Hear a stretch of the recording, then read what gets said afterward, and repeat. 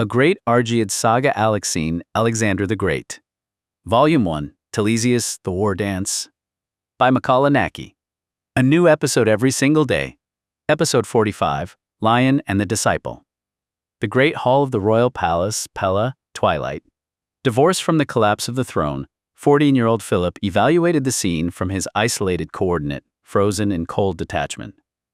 His young mind contained no trace of his brother's desperate high-pitched rage, no marker of Attilus's explosive tribal hatred, and no fraction of his mother's emotional vengeance. Having thoroughly processed the grim reality of mortality amidst the bloating corpses of the Haliacman riverbed winters ago, his intellect had already begun to clinically dissect the massive figure of Pelopidas as a piece of flawless instructional material. The king is broken. The queen mother vibrates with a feudal fury. Ptolemy crawls like a worm, Philip thought, his chest expanding with a slow, chilling respiration. Yet, the true energy driving the cosmos is the effortless military mass concentrated within that single Theban. He's the only real thing in this hall. Philip cast aside a mud-stained piece of wood he had been turning in his fingers, watching it clatter insignificantly against the marble. He brushed the remaining grit from his small, calloused palms. Stepping out from the deep, freezing shadow of the limestone pillars, he advanced into the amber glare of the central floor, walking directly toward the dense cedar table where the general's massive cartographic charts were unrolled.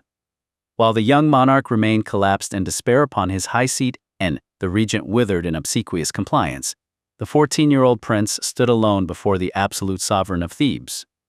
His posture was as straight and unyielding as the ash shaft of a hoplite spear, despite the dark gridwork of purple contusions cut into his skin from the morning's training pits.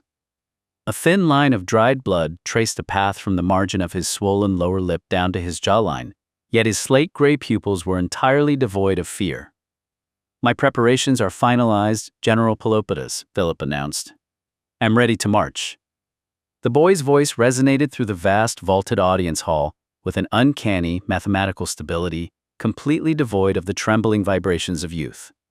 It carried the chilling structural framework of a future commander, an infrastructure engineered never to register shock, designed to preserve a clinical intelligence amidst the zenith of slaughter. Pelopidas slowly turned his head, his heavy bronze breastplate creaking loudly in the silence as he locked his pupils squarely onto the boy. The Theban titan felt a sudden, sharp arrest in his thoughts. This was a radical anomaly, an entity entirely different from the shivering child perched upon the ebony throne. Those cold gray eyes weren't looking at him with a child's terror.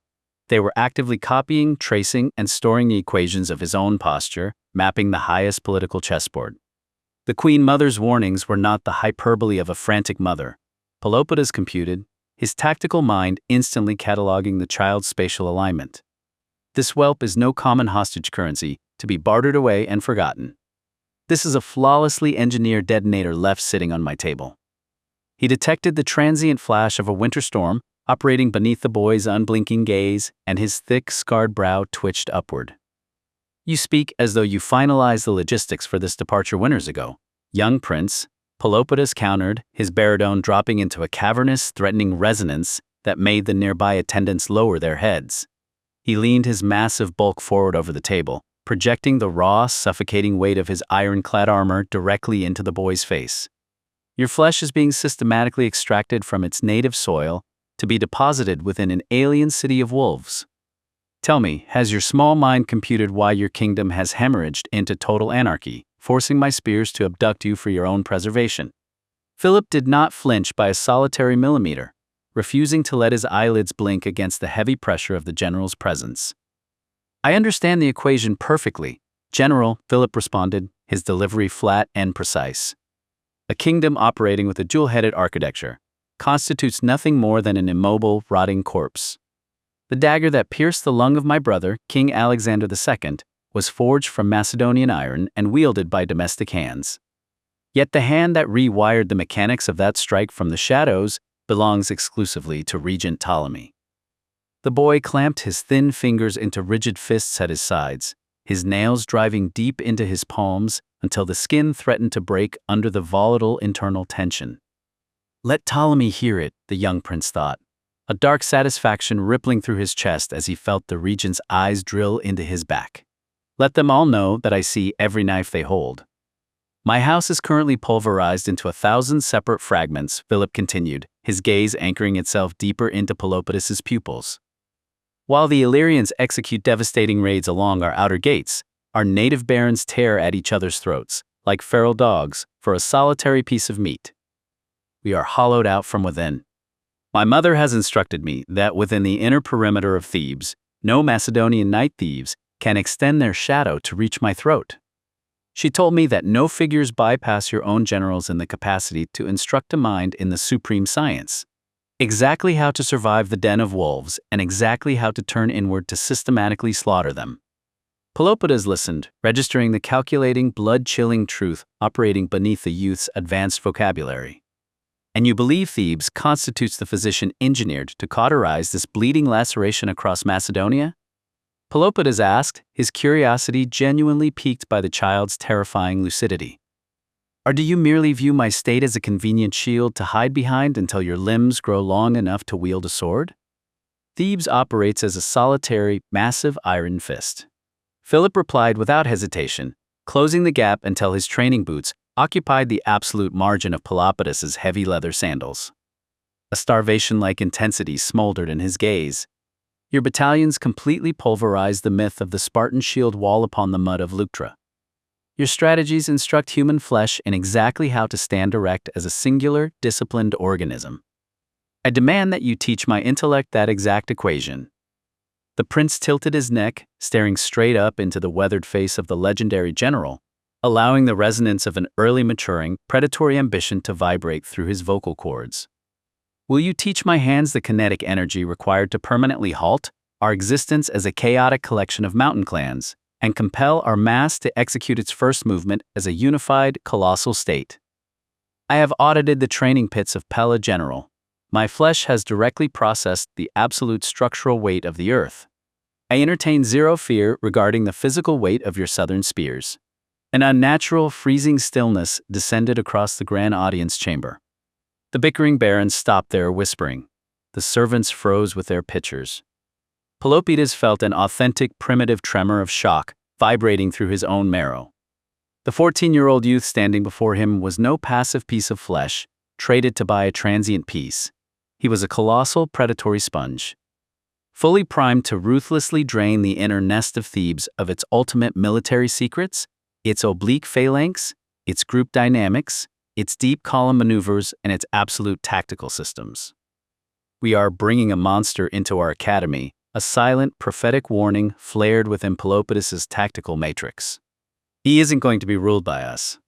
He's going to learn how we rule. Perhaps, Philip, Pelopidas responded slowly, his voice dropping into a low, whispering friction as he casually dropped his massive, scarred hand onto the gold-leaf pommel of his sword. For the first time since he had crossed the Macedonian border, a genuine predator-to-predator grin carved its way across the general's weathered features, exposing his teeth. Perhaps that constitutes the supreme curriculum my state is destined to carve into your infrastructure. But preserve this calculation deep within your intellect, child. The doctrines administered by Thebes are invariably ridden across the flesh exclusively, with raw blood and relentless, crushing sweat. We will break you before we build you. Philip offered no verbal refutation, no childish boast. He merely maintained his coordinate within the amber light and executed a silent, flawless bow of courtly protocol, his physical alignment anchored to an absolute, unyielding certainty. If the master strategist Iphicrates had bequeathed to his intellect the conceptual blueprint of the ultimate weapon, Pelopidas was now poised to deliver the kinetic engine required to drive it. The mechanics of total organization and collective group discipline. The southern road leading toward exile had multed its parameters. It was no longer a path of national humiliation. It was an imperial march toward the ultimate forge, where he would acquire the instruments to completely melt down and re-engineer the cosmos. The young prince executed his next forward movement, advancing directly into the epicenter of the master, the very commander who, entirely blind to the mathematical equations of the future, was poised to thoroughly instruct his immortal disciple in the exact wisdom, destined to one day turn inward, tearing his own empire limb from limb. The clinic was a hive of controlled chaos, the rhythmic scraping of pestles against stone mortars, providing a grim percussion to the morning's work. Lysandra was dressing a festering wound when a low, muffled rumble echoed from the alley, the iron-rimmed wheels of a heavy carrier grinding against the paving stones. Menander looked up, his expression sharpening. He glanced at the line of patients, then back to Lysandra. With a gesture that silenced the chatter of his volunteers, he signaled for the team to take over the primary assessments. "Pack your bag, healer," Menander said, his voice dropping into that smooth, authoritative register he reserved for his inner circle. "Take your tinctures, your best herbs, and the full kit of your trade. We are going to visit a benefactor who requires your specialized knowledge." Lysandra straightened, wiping a streak of dried mud from her cheek. "Where?" "We have a dozen souls in the queue who need me. We go to secure the fuel for your sanctuary," he replied, already ushering her toward the exit. "I told you we need grain and reliable protein to stave off the decay. We are going to the source." Lysandra stepped into the bright, harsh glare of the Athenian morning, her brow furrowed. "And the cost? Are we begging at the door of some politician?" "Not begging," Menander corrected, holding the door of the heavy, curtained carriage open. "Transacting. The rich are just as prone to the failings of the flesh as the slaves in the tunnels, and they are far more desperate to hold on to their status." As the carriage lurched into motion, rattling toward the city gates, Lysandra turned to him, her eyes narrowing. Athenian tradition is failing them. The Hippocratic physicians offer them flowery speeches and humors, but when the breath rattles in the chest, they have nothing but prayers. They are terrified of what lies beyond their dogma, which is exactly why they will pay for your miracle, Menander said, his gaze fixed on the passing scenery. "Bring your silphium, Lysandra. The stuff of Cyrene."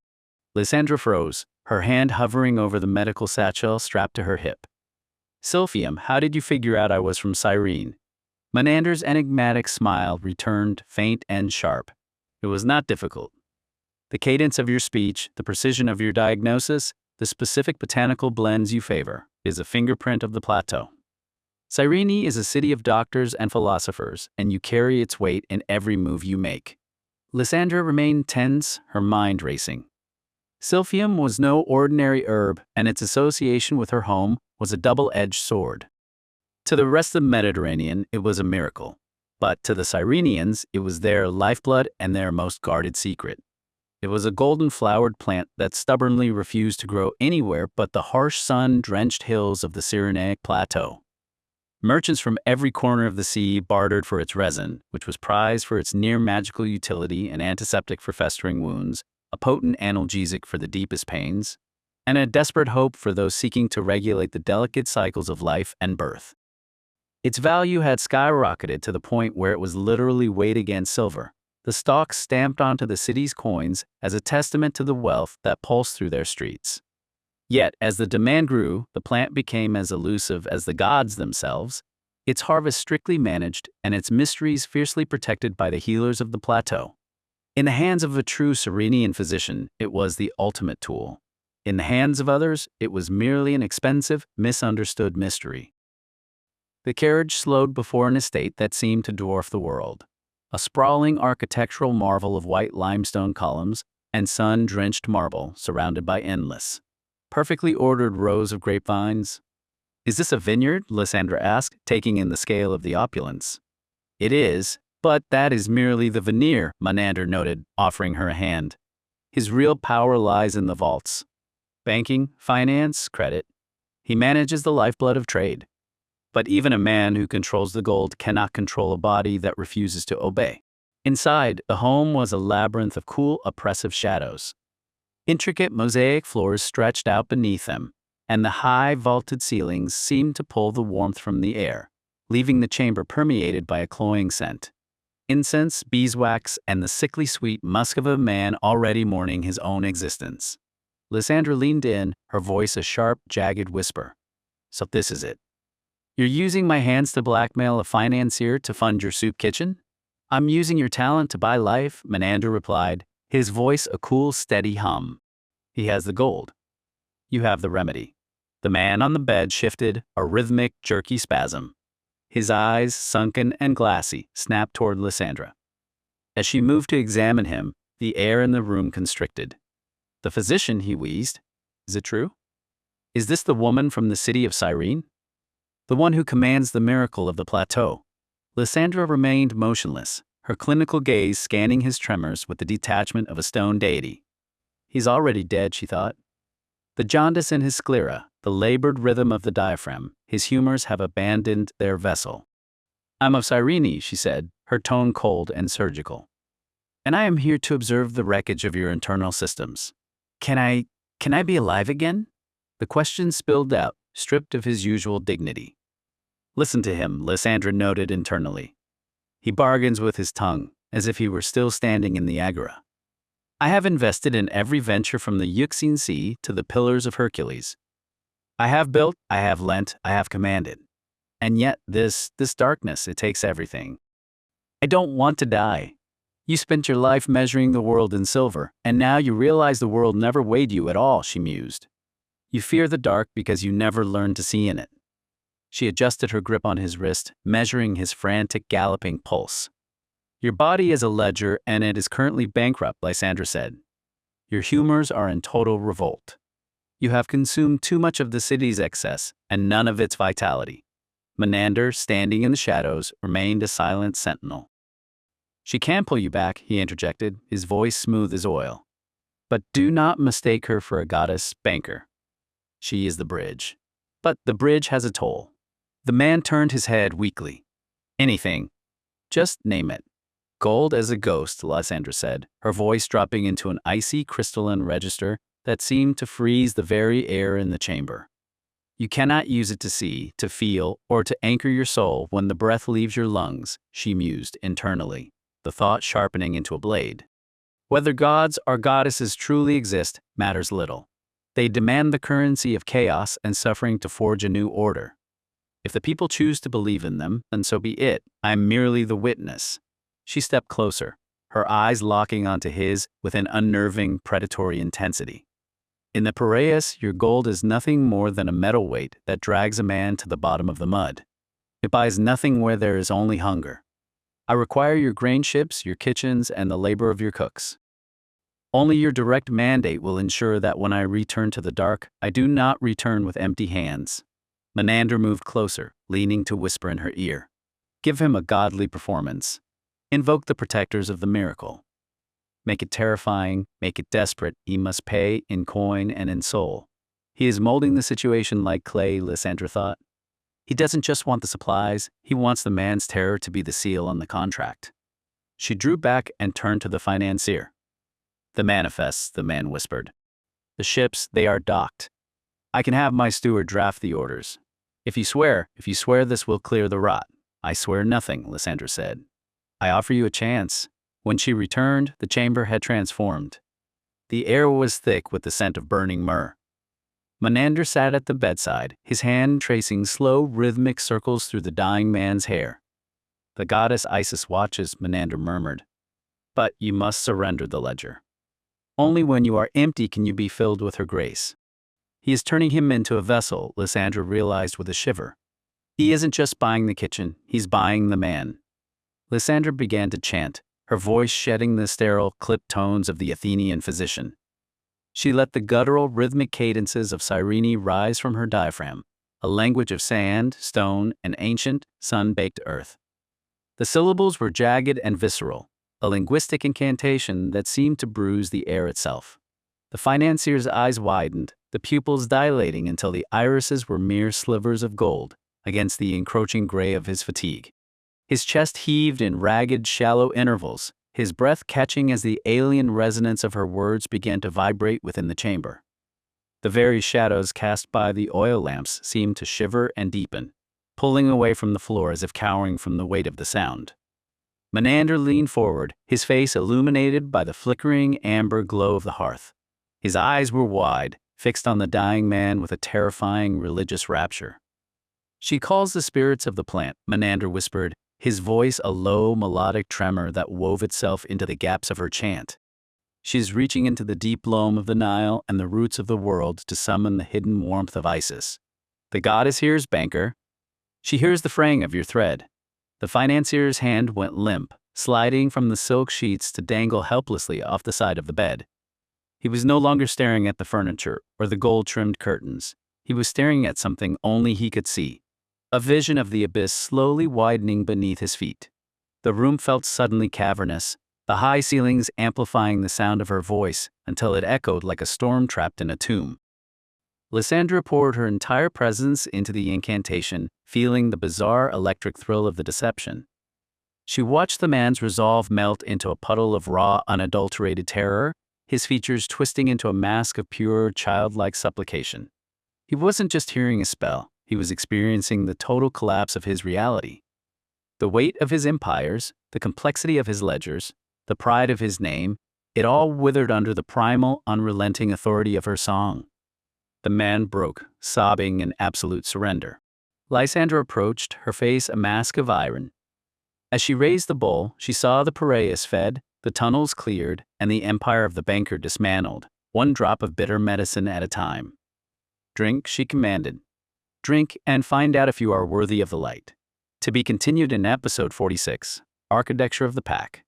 A Great Argead Saga, Alexine. Volume 1, Thebes, the War Dance. Watch the cinematic video trailer. Listen to the full saga now. Bookmark Volume 1, Thebes playlist. Subscribe to follow the rise of the Argead dynasty. Thumbs up to help push our vanguard through the algorithm's gauntlet. Comment below.